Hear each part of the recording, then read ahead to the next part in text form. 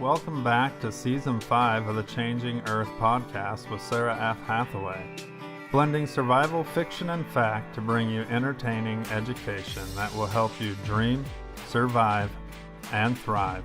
And now, here's your host, Sara F. Hathaway.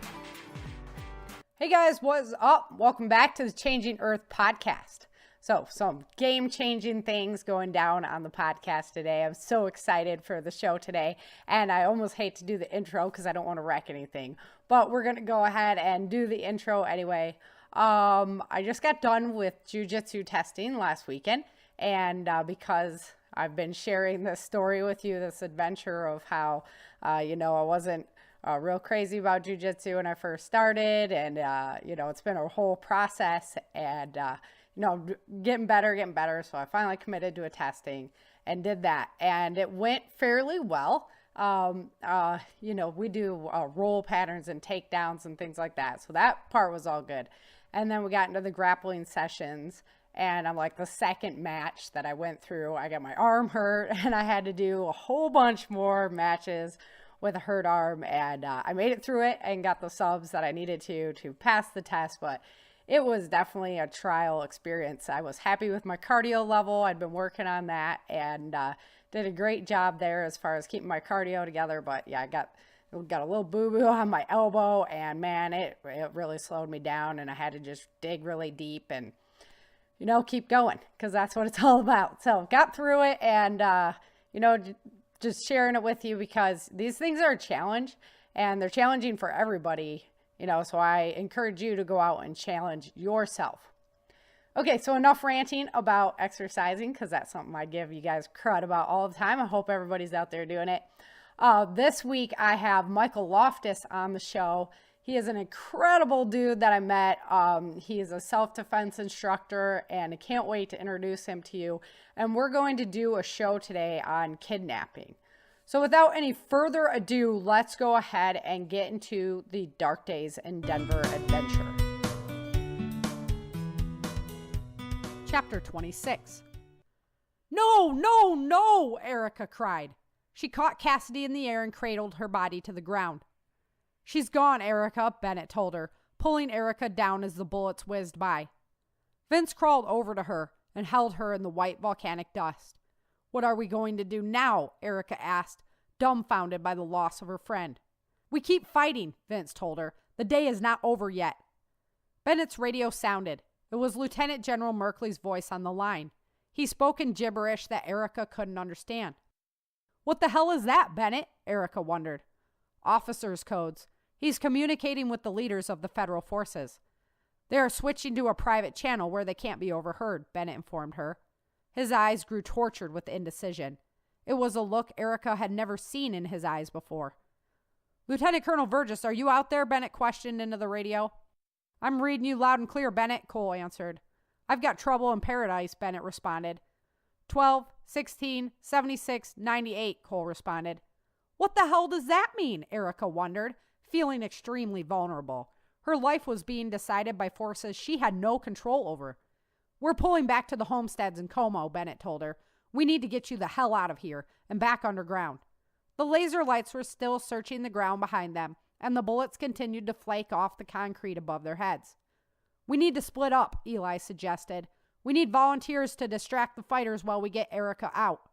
I'll stay, Bennett volunteered first, but Erica wished he hadn't. I'll hold the line with you, Bennett, Eli told him. You know I'm going with my wife, Vince informed them.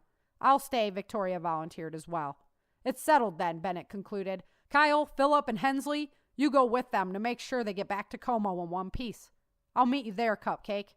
You make sure you do, Erica told him. Don't worry about me. I'm just like a bad penny. I always turn up, Bennett remarked. Erica smiled at him. Now, when I give the signal, you guys retreat out of here as fast as you can. Get back to Sedalia and find Staff Sergeant Merkley. Get a vehicle and go back to the homesteads, he ordered. I'll take good care of them, Phillip said. Bring her home, Eli, Phillip instructed, indicating Cassidy's body. I will, Eli assured him. Go, Bennett told them, as the three fighters popped up above the bags and drew the fire of the gunners just long enough for the retreating team to flee. The sky was a little brighter as they ran through the buildings, and the flurry of volcanic ash seemed to be slowing. They left footprints in the white ground as the sound of gunfire became fainter. "Stay on guard," Philip reminded them. It was easy to sneak through this environment undetected because of the hazy air and the lack of vision in a gas mask. Erica wanted to stop and take a moment to mourn her friend, but there was no time. The team was driving her forward. "Maybe I should just give myself up, Vince. It would stop all of this," Erica told him in a moment of weakness. "The hell you are! Just keep going," he told her.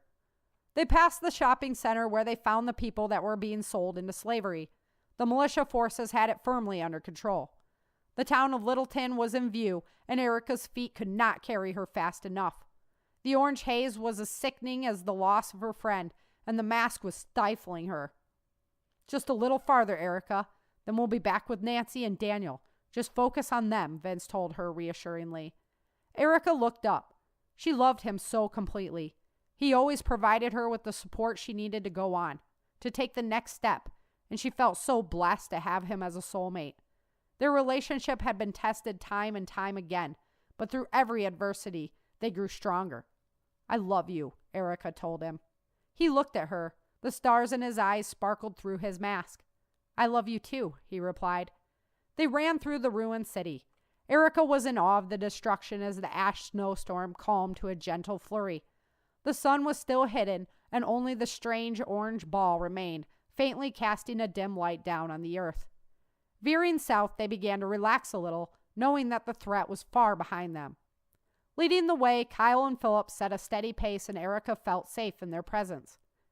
"Isn't that Staff Sergeant Merkley and his team coming down the road?" Erica wondered. "Looks like it to me," Vince replied cheerfully. "Just the man we need to see." "Staff Sergeant Merkley, we need a transport," Philip requested as they approached. "Philip, I'm sorry to hear about Cassidy," Staff Sergeant Merkley admitted.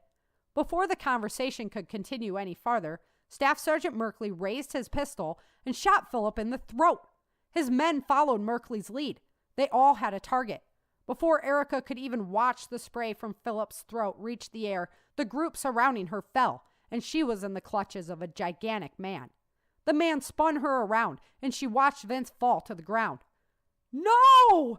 Erica screamed out in horror. She lifted her legs and threw them down as hard as she could to break the man's hold, but he was a trained killing machine. Erica threw her head back to break his nose, but he knew that move too. "Vince! Vince! You killed him!" She wailed into the air, kicking her feet at his knees. Her heart was breaking in half. "Shut her up, Swenson," one of the men declared urgently. The man removed her mask. Erica's cheeks tore as the man wrapped a rag tightly through her mouth and then put her mask back on. She didn't care, though. Vince was down, and she was unable to respond. Still squirming and shouting through the gag and the mask, the men were fearful of attracting attention. The man referred to as Swenson appeared in front of Erica. He was an evil-looking guy with a bald head and deep-set dark eyes. He smashed the butt of his rifle across her head, and she felt blood trickling down her ear. Inside the helmet, she was shedding tears for Vince. She kept her eyes on him always, waiting for some sign of life. "Make sure she's not armed," the man giving the orders commanded. "Merkley, we need a vehicle." Merkley. The name echoed through her head as Swenson stripped away her gear. Merkley started all this, she thought, quickly snapping her gaze to him. "You traitor!" she tried to yell at him through the gag. "What's that? I can't quite hear you," he laughed in her face. She brought her feet up again suddenly and double-kicked him in the stomach. Merkley folded in two and the other men laughed at him. "It's not funny," he snapped, smacking Erica across the head. "Merkley, the vehicle," the commander reminded him. Merkley took off down the street with one of the other traitors.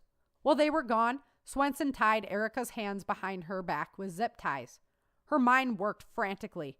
"I have to get out of this now," she urged herself, looking over at Vince's body lying on the ground. The man holding her never let his grip go. She let herself relax in hopes that the man would follow suit. She waited to feel his muscle tension release. When the moment came, Erica didn't act on it immediately. She needed to make sure he was not ready to tense up again. She waited for what seemed like an eternity. Then, fast as lightning, she dropped to her knees to break free of the man's grip. Immediately, she rolled out of the man's reach while putting her legs back through her arms and sprang to her feet. She ran towards Vince. but she could feel the man who was holding her reaching for her arm. Erica swung around quickly in a low stance and snatched the man's knife from its sheath. As he reached down to grab her, she sank the knife deep into his chest and rolled out to the side. She was up in a moment, running towards Vince, but Swenson cracked a whip and caught her leg mid-stride. The wind was expelled from her lungs as Erica fell hard into the volcanic dust. Her face smashed on the inside of her gas mask, and she lay there stunned for a moment. Swenson pulled her violently to her feet as the blood from a cut on her eyebrow filled her eye. "There's something about this one, isn't there?" Swenson hissed in her face, indicating Vince. Erica looked at him with horrified eyes. "Look, girlie, it's over," he said, standing over Vince and shooting a bullet into his heart. "No!" she tried to scream through the gag, but Swenson didn't have the patience of the man that held her before. He threw her to the dirt and then ripped her back into the air. "You try any more tricks, and it will be a long trip to Kansas," he hissed at her. Kansas. They're taking me to Kansas, her mind raced. Merkley pulled up with the other man in a black SUV. It was coated in volcanic dust, but somehow it was running. "See, I told you it would work," Merkley chided the commanding man. "Good thing, too," the man replied. "Load her up, gentlemen.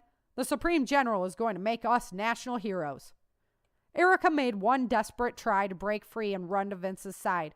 He needed help, but Swenson knew she would attempt it and gave her a punch to the stomach for having tried. She watched Vince's lifeless body lying in the dirt as Swenson stuffed her head into the vehicle and it drove off through the volcanic ash.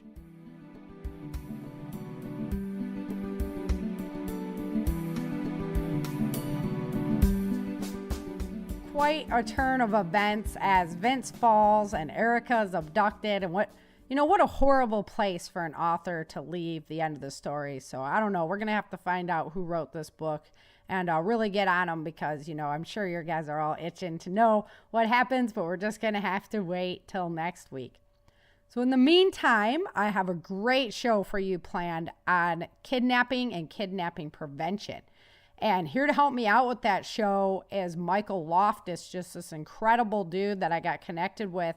And we share a lot of similar experiences, and I was just really moved by his story. And Michael Edwards Loftus is the senior teacher of crime prevention and self-defense at www.crimesafetysecurity.com. That's www.crime-safety-security.com. So don't forget to put those hyphens in there and go check out Michael's story. Go check out his information because, guys, things that we're talking about all the time for self-defense, self-protection, protecting our children, protecting our homes, our identities. Michael has tons of information over at his website at www.crimesafetysecurity.com. And really worth taking a look at. So especially if you got kids and stuff like that, I really encourage you to go over there and check it out. In the meantime, let's go ahead and welcome Michael to the show. Today, I am introducing a brand new guest on my show, Michael Loftus. He is the author of crimesafetysecurity.com. Super excited to have Michael on the show because he has a ton of information on how to keep ourselves and our children safe. So, Michael, thank you so much for coming on the show. I really appreciate your time today. Well, thanks for having me, Sara. So why don't you go ahead and introduce yourself to the guests? Let them know a little bit about who you are and what you do. I'll try to make it really quick. I was born and raised in Detroit. My father was a very violent alcoholic, beat my mother and so on, and was gone by the time I was 5 years of age. But my early years were just a lot of violence. And my adult brother would, when I would run and get him, he would have big brawls with my father.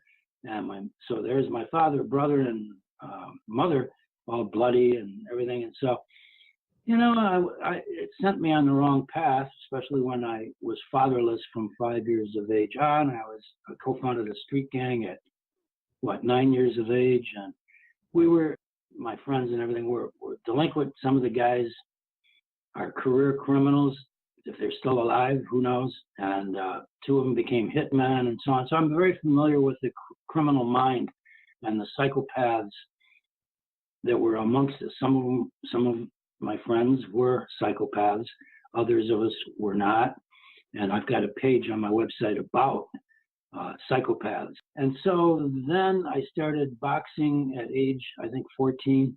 And I fought until I was 22. I ended up the last 3.5 years fighting as a spar mate at a legendary boxing gym, Kronk Gym in Detroit.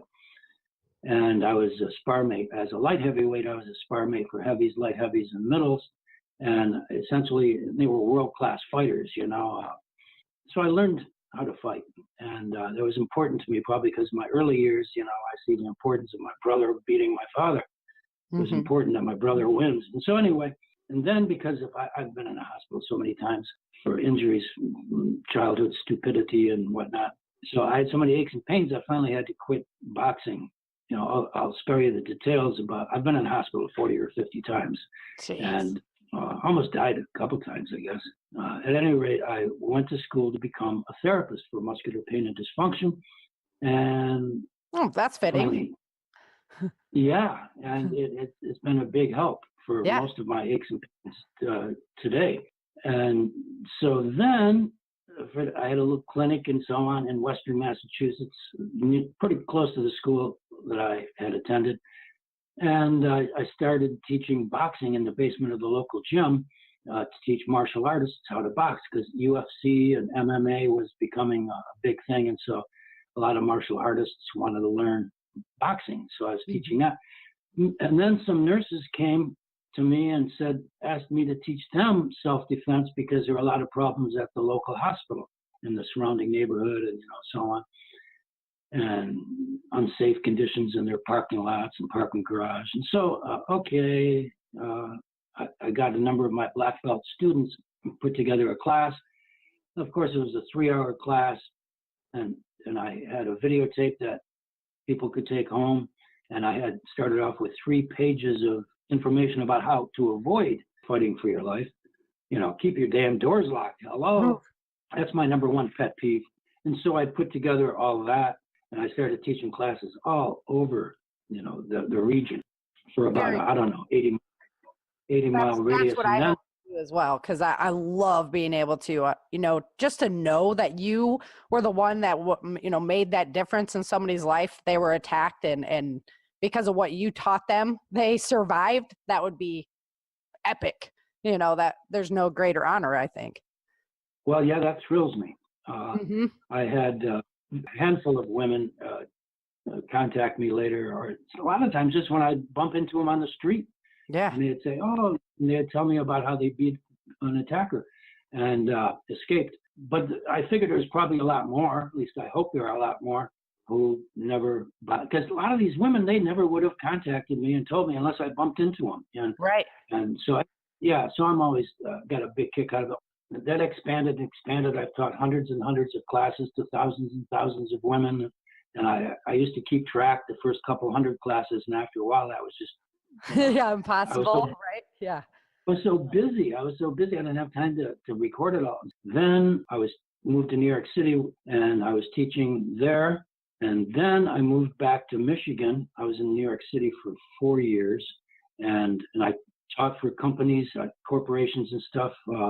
And they had branches all around the metropolitan area and up and down the East Coast. And then I moved back to Michigan, and I ended up on the faculty of 2 different police academies, teaching crime prevention to police officers from all over the state. Which is so ironic, because I love your bio on your website, because it's like, here you are, this kid that grew up on the wrong side of the tracks, basically. And now you have police officers asking you if it's okay to leave your class. I mean, that's pretty cool in my book, that, you could, just mentally make that conscious decision to be like, nope, I'm not going to be this element of society. I'm going to stop that element of society. That's so cool. Yeah, that was shocking to me. So yeah, that's all in my bio, and it's that's pretty neat. That's pretty neat. Yeah, and so then one of my biggest kicks is there was this Chinese man. He had come to America earlier, when he was a young man, and he became a Methodist minister. And then he went back to Asia. He was living in Malaysia, and he was a minister for a bunch of Chinese Christians, Methodists Interesting. in Malaysia. And I thought, of course this stuff happens, all sorts of migration all over the world has been going on forever. But I thought it was interesting. And he said that the biggest crime problem they had, well, maybe I shouldn't mention the ethnic group, but it was fascinating. He was describing the types of crimes they have there. Basically, crime is the same everywhere, but his community was being plagued by criminals of this other ethnicity. He was beside himself. He was just so upset, and he would tell me about the types of crimes. Like they would, on a dirt road out in the boonies, they would dig a big hole. The bad guys would dig a big hole and cover it with branches of leaves or something, so it didn't appear to. So a car is cruising down the road, they might see a little something ahead of them. All of a sudden, kaboom! Their car crashes into a hole. Not super deep, but enough to stop the car. And then they get pounced on by, and if it's a woman, she's going to get raped too. And other things on a paved road on a curve, they'll pour oil, and so that it'll be slick, and any car going around that curve is going to fly off into the side of the road, and get pounced upon. Oh, he'd send me pictures of some of his parishioners who were in the hospital and so on. And then he said there was a huge upsurge in young girls all across the whole province, like a state, this whole province of Malaysia, young girls being attacked on their bicycles. That's a very common mode of transportation. Right. And so I sent him, when I teach young kids, like Girl Scout troops or something, I always have their parents attend, if at all possible, and have one or two of the fathers play the good guys while I play the bad guy, and we enact, and we teach the kids how to wrap their limbs around their bicycles or anything they can, the best way of doing so, the best grip to use, and so that it's much harder for an abductor to pull them away. Okay. And so I went into extreme detail with him, very specific stuff, and I sent it all to him. And then the Malaysian, he took it to the provincial police, it'd be like the state police, I guess. Right. And they taught hundreds of thousands of girls. So yeah, I got a big kick out of that. That is awesome. So anyway, I get, that's one of my happier things, but because otherwise I'm dealing with gruesome stuff. I get people email. Yeah, but it's the difference. You're making the difference out there. I mean, that to me is what it's all about. That's why I do what I do as well. And so that little 3-page thing that I started with, it turned into a bigger and bigger, constantly researching and writing, and it turned into a book, a work in progress that each student of my classes would get a copy of, as well as a videotape of demonstrating the defense moves and everything. And eventually that grew, and let's see, I had a literary agent. I was going to turn it into a book. She said I should get a website or a TV show to get a built-in audience so the publisher would be more willing to publish my book.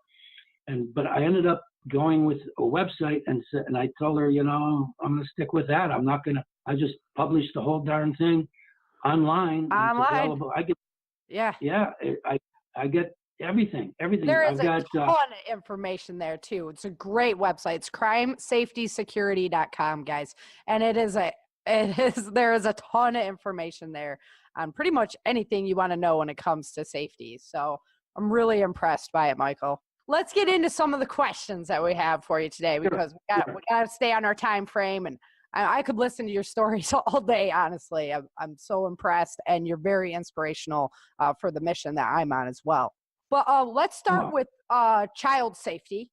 And I want to explore, I believe that when your children are pre-7 years old, you should have a tight grip on them pretty much all the time, even past 7. Oh, yeah.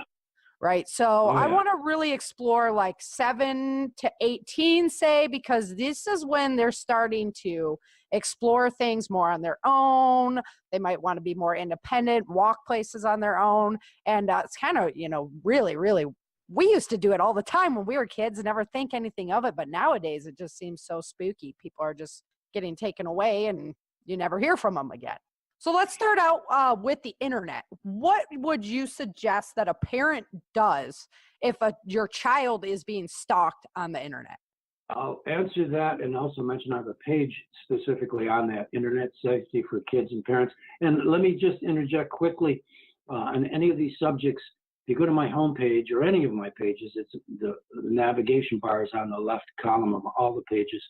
At the top of that, or near the top, is a site directory so that you can look up all the topics and go right straight to them. And so this one is an FAQ that I'm about to just top 10 tips on what you just asked. And it's pretty simple. It's, first of all, you call the police and definitely get them involved. They'll respond really well. And then I've got top 10 tips toward the bottom of that page. There are parental control tools. Now, you asked if it's already been happening, and then those parental control tools will still be useful to prevent further invasion by that predator. And it's just basically keeping a very close eye on internet and iPhone use of your smartphone, I should say, of your kids. And it's just like I advocate all the time, stay with it. Now, we're touching upon yet another subject that I just finished hundreds of hours writing this one page about free-range kids. That's on my website as well. It's a controversial thing about how strictly parents should supervise their children, and Right. at what ages, and what is age-appropriate parental controls and so on. Well, it depends on the kid and where you are, and what neighborhood, you live in the boonies or you live in get deep in the city or whatever. And it requires tutoring, and I provide links to all the good tutoring tools as well as my pages that also tutor how to protect your children. So it's very age dependent. Now, this free range kids book, which I am very opposed to, has become very popular, and the author of it has gotten the state of Utah to loosen their child safety laws. And now it's the state of Connecticut and Texas and Arkansas and South Carolina are it's up for a vote there too. And Utah, I think there was some good things they did, just to leave it up to Child Protective Services to determine whether the kid is, quote, of sufficient age and maturity, end quote, for walking alone to school or playing alone in a park and so on. Mm-hmm. And, well, how is a parent supposed to know? What does that mean? Now, you might have heard of Tiger Mom, there was a book written by an Asian American woman who, Asian Americans do wonderful jobs raising their kids. They really encourage them to take all sorts of classes and, extra classes. And of course, the free range parents, meaning, let the kids loose, kick them out in the morning and tell them to come home at sunset. Right. Are you crazy? Yeah. And unless they're really well trained on whatever they're going to be doing, and it takes a lot of, you can't just turn them loose like that. And so it gets complicated. But then there's Tiger Moms, and now they've got Elephant Moms. I've not got Elephant Moms yet. Well, that's kind of like Tiger Moms, but more nurturing, at least as best I can interpret their flowery terminology. And so I cover that on that free range kids page of mine as thoroughly as possible. So I've got 7 or 8 pages at least on child safety, and I've got them all interlinked so a parent can find not only my pages with tons of research I've put into those, but also links to plenty of other expert sites that I agree with very much, of very concerned parents about age-appropriate internet use as well as outdoor freedom. And it's a big subject. And so before our kids walk out the door, should we, it's kind of like the scare tactic. Should we be put the fear of God into them, basically, of why they need to, make sure they're close at the same time that we're making sure they're close? How do you think that's, how do you handle that with the child? Because you don't want them to be freaked out of the world. Right. I'm trying to find examples of anybody I've ever known or any reports or studies showing about kids being paranoid because of paranoid parents. I think that's kind of overblown, being the fear of fear. It's kind of ironic, right? Being scared of being scared. Put it this way, any animal that comes out of hatches out of the shell or whatever, it pays to be paranoid. Yeah. And paranoid is probably too loose of a term. It pays to be careful. It pays to be vigilant. Yes. And there's all sorts of dangers all around. Just accidents from dumb kids doing dumb things. They just didn't know any better. And I mean, come on, that's how most of my injuries happened, I was running from the cops when I was about 10 years old. And what we used to do just for fun is get on top of a flat one-story building and run full speed and right off the edge of the building. And you get a pretty good trajectory and you can land kind of in a ball and do a somersault and up and running again. In other words, you could do a quick exit off a one-story building. Well, one time we were on a two-story building. I was about 10 and the cops suddenly showed up on the roof with us. And so I ran full speed off a two-story building. Of course, I didn't have that as much forward trajectory. I started heading downwards pretty quickly. Right. And the building was under construction. And so there were all sorts of, constructing material around. I landed on a pipe, probably a 6-inch diameter, I don't know, pipe. And on my foot, and it snapped my foot. My instep broke my first metatarsal, but I kept running and I got away. But the next day I had to go to the. Ow. Yeah, so I shouldn't bring up anecdotal examples of childhood stupidity. Right. Because, well, no, I had one of my friends who was running that from the police same way, and he ran right off a cliff. It was so dark he couldn't see what he was doing, and he ran right off a cliff. Well, it must not have been too high of a cliff. Yeah, he didn't die. I mean, so, right. But in California, in the foothills here, they just come up, so it was probably a good 5-6 foot drop that he just dropped in the dark and didn't see that he was, running right off the edge. Wow. Yeah, he was a mess. Yeah. So, yeah, there is all kinds of things that can happen without any kind of thugs being around to make it happen. Yeah, well, even just innocent stuff, not being chased by cops or stuff, but just innocent childhood goofing around. There are more than 12,000 deaths every year on average. There are 9.2 million hospitalized kids. Now, most of them were free range, and same with the deaths. And, in other words, unsupervised children. Mm-hmm. And then you look at the drugs and delinquency. Look all the street gang members that eventually end up in prison, 2.4 million prisoners, and look at 170,000 drug overdose deaths in 2017. And many more are addicts. I mean, unsupervised kids is not a good recipe. Now, back to your question about what is the age, I believe in free play. Now, free play is very important for childhood development. So they can learn and interaction socially with other kids and, a myriad of things that they can learn and by having free play. But you look at the kids free playing in a swimming pool. You still have a lifeguard there. Right. And, exactly. And same with when they're on dry land. You need a lifeguard. So I don't believe in free range. I believe in free play on limited range. Having an adult nearby, for Pete's sakes, it's just common sense. What if, you're talking like with my 7-year-old, what kind of advice would you give him for dealing with strangers that approach? Everybody's like, well, you don't talk to strangers, but that doesn't always happen. Like sometimes we do. It seems to me like never talk to strangers. It doesn't work all the time. So what kind of advice would you, give to my son basically as far as that goes? To never let anybody lure them away from wherever they're at.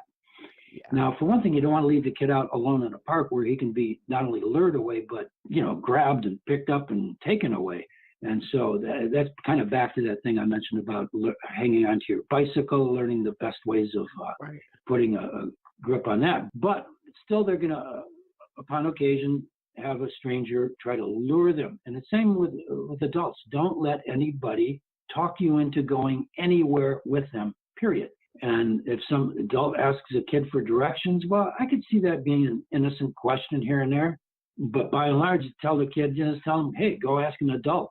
And then I list all the different lures that they use. I lost my puppy, and they show a picture of a puppy. Can you come help me find my puppy? Or candy or money or there's about 10 or 12 different lures I've got on those pages.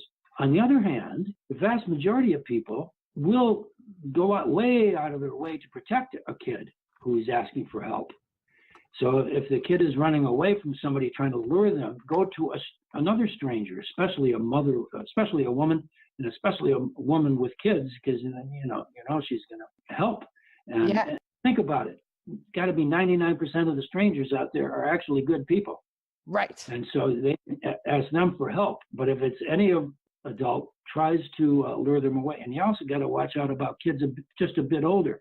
What you said, your son is 7. What about a 10-year-old kid who's warped already, or trying to get them to do who knows, sexual or delinquent things, or lead them astray. They're working for another adult to lure the child away. Yeah, that's possible too. I've got cases of that on my website. I have probably 700 different anecdotes on my website. Just a handful on each page to illustrate points, as I said earlier. That happens where kids are being used to lure other kids, but it's pretty few and far between. But it's just a matter of teaching your kid, go through my page on stranger danger versus stranger safety, and just go through the list of, don't trust anyone who tries to get you to break your parents' rules. And just not fall for any of the lures, and I've got them listed, and don't have headphones or handheld games to distract them from what's around. And I tell that to women in parking lots too. Don't go walking around outdoors or in parking lots. Parking lots are full of hiding spots for bad guys. And then they walk through with their head pointed at their phone the whole time. Right. You got to keep your head on a swivel, and you keep some pepper spray on your keychain and a screamer. You can get a screamer for, $10, $12 on Amazon.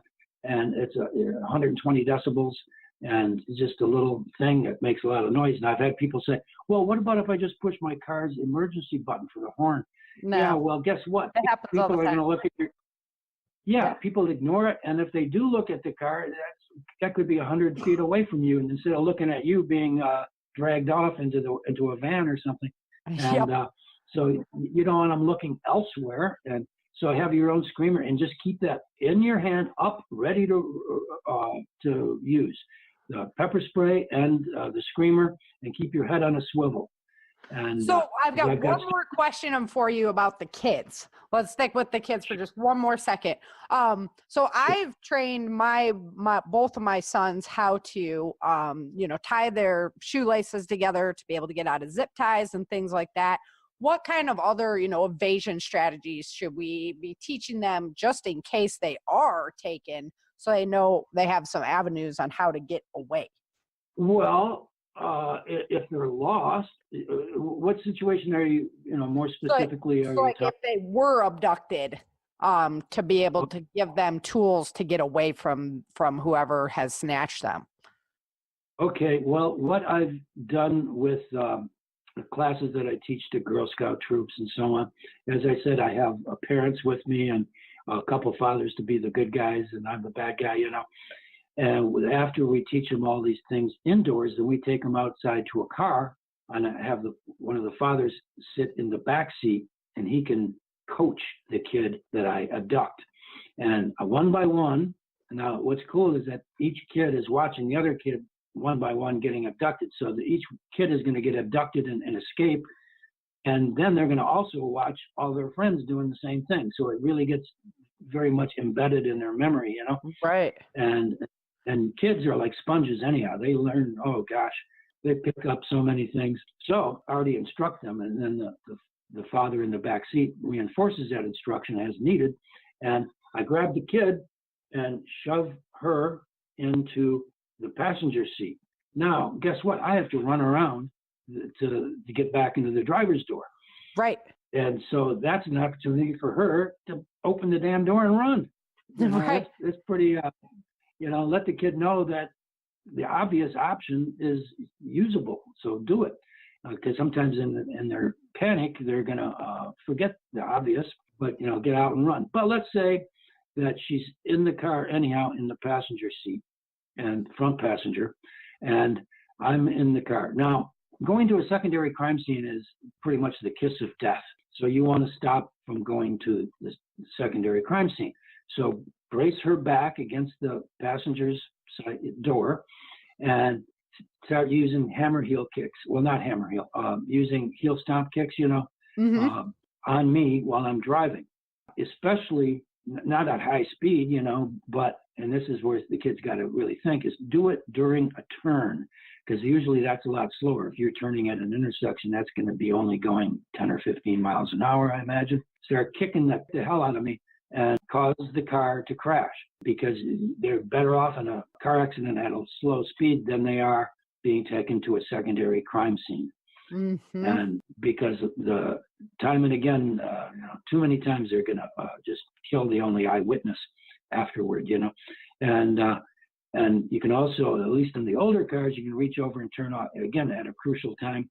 This works for kids or adults, to reach over and turn off the damn ignition. And the car will just, Yeah. Or if you have a chance to hit the gear shift, figure out which way it works and stuff, and then slam it into reverse, or, do something to disrupt the gear shift. In other words, disrupt the driver, especially at crucial times. And also you can bear hug the steering wheel, pushing the horn to make all sorts of noise, and leap in front of him and do that. Just make a hell of a commotion. Make him want to get rid of you right there, shove you out the door and speed away, Yep. And and then if the kid is in the back seat of the car, when the guy, again, is driving, they can leap forward, grab, start clawing at his eyes, just attack him while he's trying to drive. Again, especially during a turn or at a crucial time. Now, how do you teach all those things to your kids? Well, that's what we did at those classes. That's what, and so indoors, we taught them the stuff that kids can grasp, but then outdoors, it was, in the car situation, it was specifically dealing with car abductions. That's awesome. Yeah, that's all great stuff right there. And all it takes is for a parent to learn that, and then you go out in the yard, in the driveway, and practice it. I do a lot of that stuff with my kids all the time, and they, oh, come on, Mom. And I'm like, nope, for real. This stuff happens nowadays, and it doesn't matter that you're guys. Just because you're not a girl doesn't mean you're safe from anybody wanting to abduct you or anything. And I love that point of view. Let me tell you about some other tricky things when the girl is already a boy too, is a little older, just a little. And oh God, I've met so many survivors, and so many after my classes, people come up and confide in me, and the stories are just hideous. And so this one girl, she was I think 13, and she had a bunch of friends, and one of them was a male, a boy. They weren't boyfriend and girlfriend, it was just this male friend. Mm-hmm. And his father somehow took her aside and said, his son's birthday's coming up, and would she help him plan a surprise birthday party? And so, of course, and she's supposed to keep it secret. She did confide into her one sister. Thank God she did. So at any rate, father met the girl at a Dairy Queen, at a little ice cream stand, and that's where he abducted her, and he took her to a cabin and raped her for days, and then murdered her and buried her there. Wow. And they couldn't figure out what happened until finally the sister said, oh, she was helping so-and-so the surprise birthday party for his son. And sure enough, it turns out it was him, and he's in jail. I think he might have died in prison by now. It's been quite a while. Wow. So anyways, her sister contacted me as an adult woman with kids of her own. She was, in her 40s, I think. So obviously this thing had happened decades before. And then she lived locally to me, and I can't remember how, but anyways, I told her I'd talk to her on the phone, and we had conversations, and I told her to join Rad Kids. I had taken my grandkids to Rad Kids. That's R-A-D Kids. Like one word. And it's, I won't bother about the origin of it, but it's wonderful. You pay, I don't know, it's about, probably about $80 now per kid. And they have groups from like, what are they, 5 to 6, and then 7 to 8, and so on, up to about age 13. And you take them, they're always in the summertime, when they're off of school. And they're 2 hours 2 hours a day for 5 days. So it's a total of 10 hours for a total of, what did I say, $80 or so. Yeah. And then from then on, they can go back anywhere, any Rad Kids location in the country for free every summer. They can continue to get the progressively more advanced training as they age. But teach the kids, know their phone numbers, their parents' phone numbers, and know their address and how to spell their last name, and basic things like that. Plus, how to run away to safety, and how to under stress be able to call the police, and so that's a big one, calling the police and stranger danger and that type of stuff. Plus, a lot of kids in a house fire, they hide from. You ever see a fireman? They look like Darth Vader. Yep. They're scary. The kids run and hide. So the Rad Kids class, they have a local fire truck pull up, one day, just, for about an hour on one of those days. And, we have a local, our local fire department, and they always have the kindergartners and the pre-kindergartners out there, and have the firemen on their full suits and everything, so that they can really experience, like, this is what it's going to sound like, because they even sound funky, with the mask on and everything. And so that they're not scared anymore, and let them play with the equipment and put the masks on and stuff like that. It's really cool that they do that for the kids here. Yeah. So I highly recommend Rad Kids training. It's just a wonderful organization. So anyway, this woman who had been the sister, whose sister was murdered, when she talked to me about it, and I said, she wanted to do something to help kids. And so I told her, join become a Rad Kids instructor. And she did it. She went to Florida for 2 weeks, paid whatever, and probably minimal costs, because it's such a good organization. And she's now teaching Rad Kid classes every summer. And, wow. And then they had a reunion at that Dairy Queen, and they invited me, and oh God, most of them were nieces and nephews and grandchildren by then, and they didn't know really what was going on, and so it was more of like a big party atmosphere. And I told her, I said, hey, call the local news channels, tell them, because they're always hard up for things. I mean, not always, but there are dull news days, and so call them up, notify them, and sure enough, they had a news crew out there, and covered it and got more publicity for her Rad Kids classes. That's awesome. That's way awesome. I'm going to check that out myself. Okay, let's go into adults a little bit. Say for me, I'm just Mrs. Naive, and, I'm country girl, right? So I go down into the city, and I'm a little intimidated, I can't lie. Even though, I'm highly trained, it still makes every single one of my spider senses tingle, because I've been raised country. So what kind of just physical and mental preparation should I undertake for that type of situation? And I'm always thinking about, like, if there was an extreme national disaster, and take, for example, Katrina. When Katrina happened and people were shuttled over to the FEMA camp, which was at the Superdome, more crime happened inside of that Superdome than outside of it. So there's a real possibility that we could be put into these situations where we're not safe. So what kind of physical and mental preparation should we do before we're even in those situations? Oh, it's really simple. It's just all you do is join the U.S. Navy and become a SEAL. Yeah, right. Yeah. Because I'm being obviously facetious, but holy mackerel, girl, that's a whole nother nightmare. Right. I'm sure that you've seen a lot of doomsday films and stuff. I've seen a couple that were fascinating and very, very plausible. And I had an electrical outage, 8 years ago where I was living, and the water was off too, because the water pumping station. And so I realized how vulnerable we are. My God, electrical collapse, it could have a domino effect nationwide. And then what? Can't pump gas, at the gas station, we'd be in dire straits. And before you know it, people are mobs are scrounging for food, and they'll take it from anybody so they can feed their own families.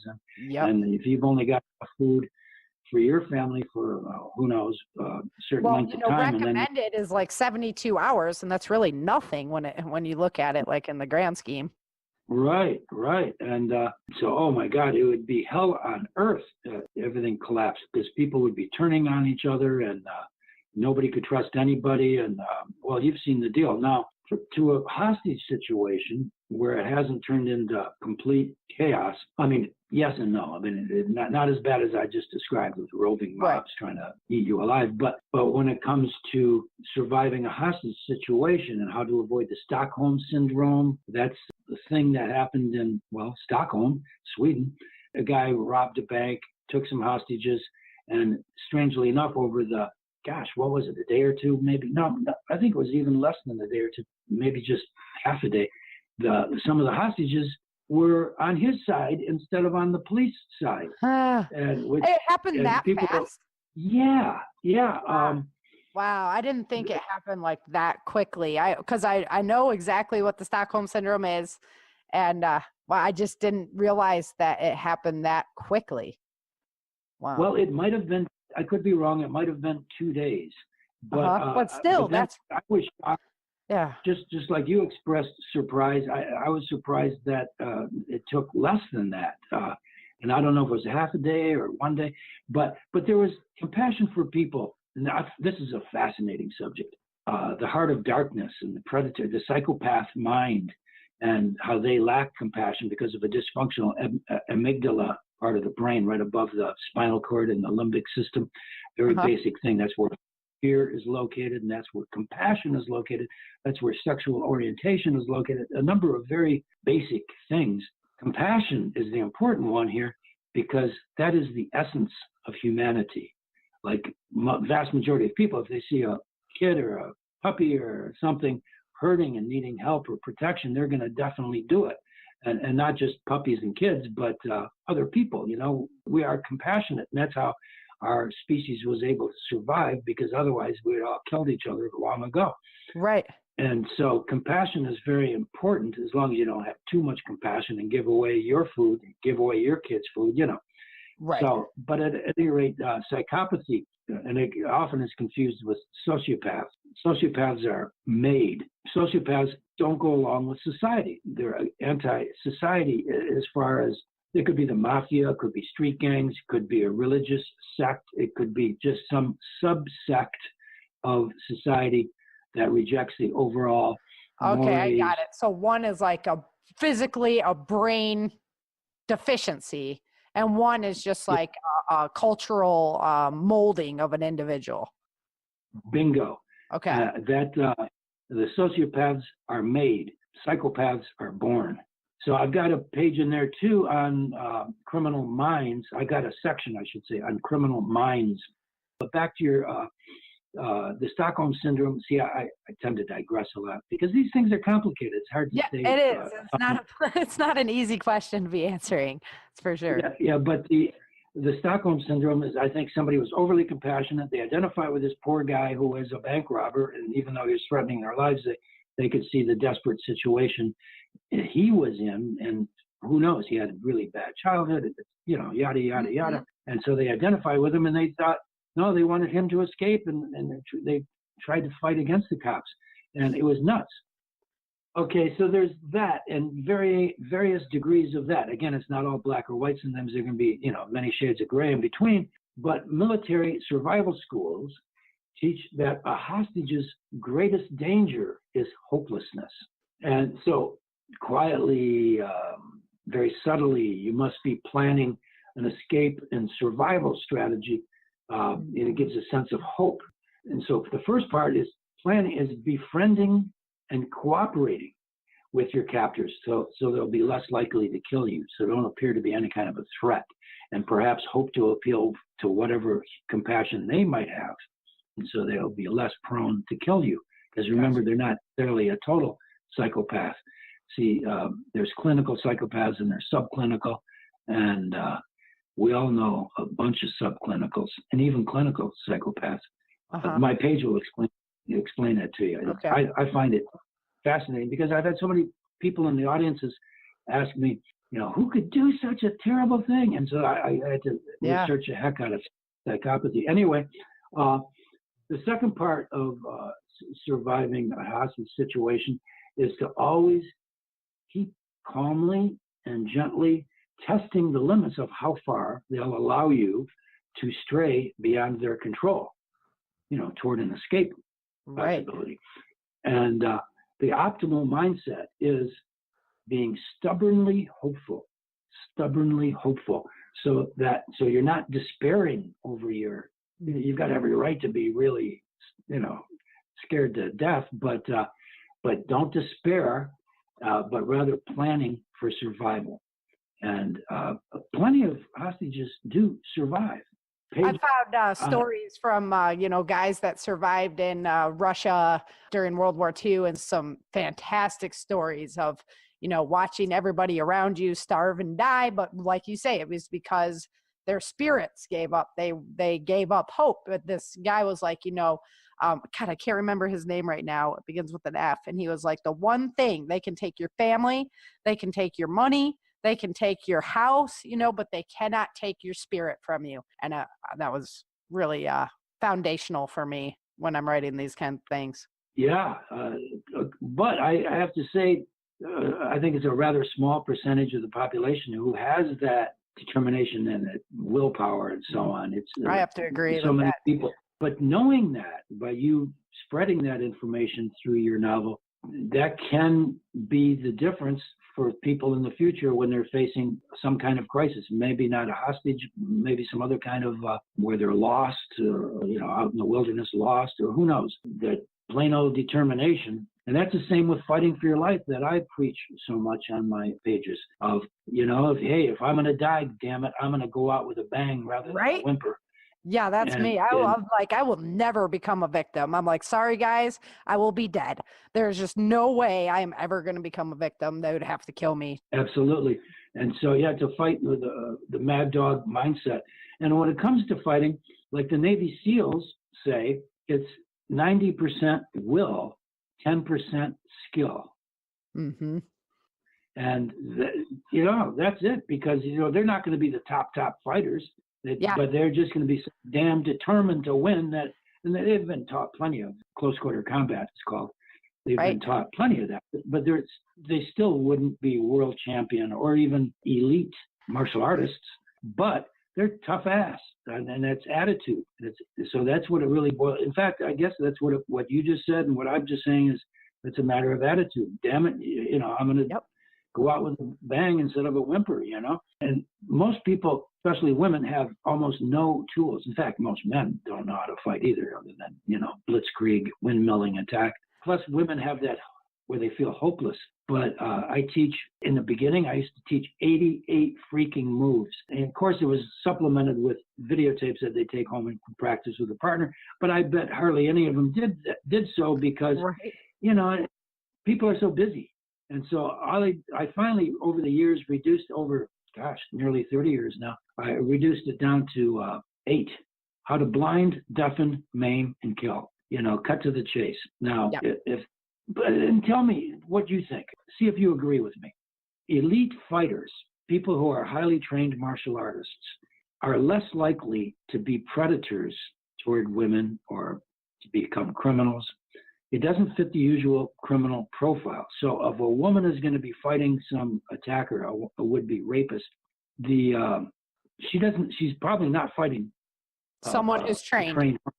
Absolutely. I'd agree with that 100%. Anybody who's trained is like, well, we do it all the time. Why would I want to go out there and attack somebody? And they learn about virtues and morals and all the respect that comes with learning that art. Right. And we can't say it all black or white either, because I remember 10, 15 years ago, a martial arts instructor was attracted to a female martial arts student, and he followed her home and he attacked her and raped and murdered her. So that was a martial arts instructor, but of course that's a one-off, Right. I'd say it's like the English language. There's always an exception to the rule, right? Right. So it's highly unlikely. So I teach, how to go for the 4 balls in the throat. Oh, let me tell you a little story you might enjoy. When I was in New York, I taught this one little tiny woman. I made a one-on-one deal with her. She was a professor at NYU of English, and she also was a freelance editor for the big publishing houses, and she was the editor for various famous books and authors. And so I traded her one-on-one self-defense lessons for her editing my work in progress, my book in progress. Yeah. And so she came to this one part, she said, everything's fine, because, I was using Microsoft Word, so all the grammar and spelling and everything was good, but she had this problem with this one part. She goes, is this true you better check and see if this is true. And what the part is that a man's penis and or scrotum can be forcefully grabbed and ripped right off his body. Have you ever heard that before, Sarah? No. Oh, well, okay. I mean, Lorena Bobbitt, but she cut it off, right? Yeah, she used, I think, scissors or clippers or something. Right? Yeah. Yeah, and that's an ironic name too, Bobbitt. Yeah, right. I know, that's just irony.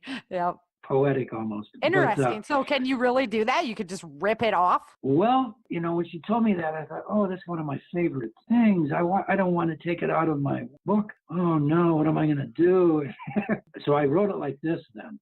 I said, according to martial arts lore, because I explained got you. Yeah. I explained that there's no bone, there's no ligament, there's no tendon. It's only soft, spongy tissue that becomes erect upon blood engorgement. Yep. And so then I said, I explained the anatomy of it. I said, so according to martial arts lore, it can be forcefully ripped right off a man's body. But due to a lack of volunteers to test this theory, fair enough. I said, yeah, who's going to go, drop their drawers and go, okay, who's going to rip this baby off? Let's give it a whirl. Yeah, no, that is not happening. So due to a lack of volunteers, it must remain a part of martial arts lore. However, due to the lack of volunteers, you can rest assured that it'll hurt like hell. Even if it's not totally successful, you're going to definitely take away his sexual desire for at least. Yeah, fair enough. Yeah. So that's one of the self-defense things. So, Michael, I got to call it quits here because we could just go on forever, but we can't have the show run too long. So why don't you let people know where they can find your website, and then we'll just wrap it up from there. Well, as you said earlier, it's www.crimesafetysecurity.com, and you put a hyphen between each of those words, crime-safety-security.com. And it's been fun talking to you, Sarah. I really appreciate your interest. Thanks so much for your time.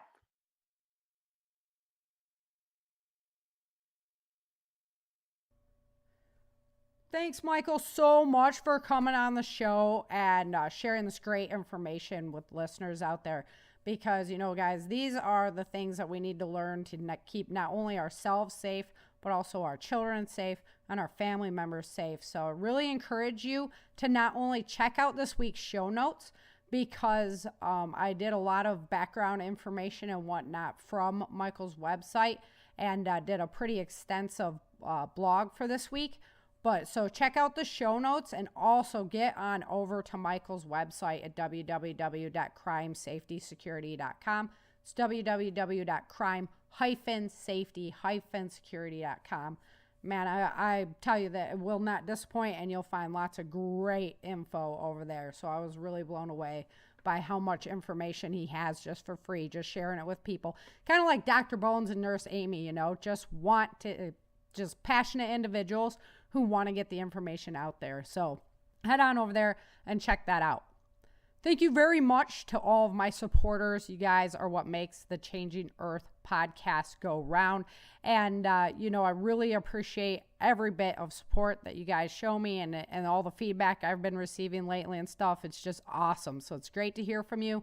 Go ahead and reach out if you get a chance, or head on over to www.authorSarahFhathaway.com/support to go ahead and lend a little support so we can keep the home fires burning. That's www.authorSarahFhathaway.com/support. Thank you guys for listening. Come back next week. Find out what's going to happen on the story, because it's good stuff. And, we're coming up to the end of the season, if you can believe that, just a couple months away. So can't wait to introduce you to the next story and get rolling with season 6 of the Changing Earth podcast. So until next week, remember, dream, survive, thrive. Thank you for joining Sara for this episode of the Changing Earth podcast. Don't forget to pick up your copy of Day After Disaster, Without Land, The Walls of Freedom, Battle for the South, and Dark Days in Denver at www.authorSarahFHathaway.com. If you love Sarah's books and this podcast, please head over to Amazon or iTunes and let everyone know by leaving a review.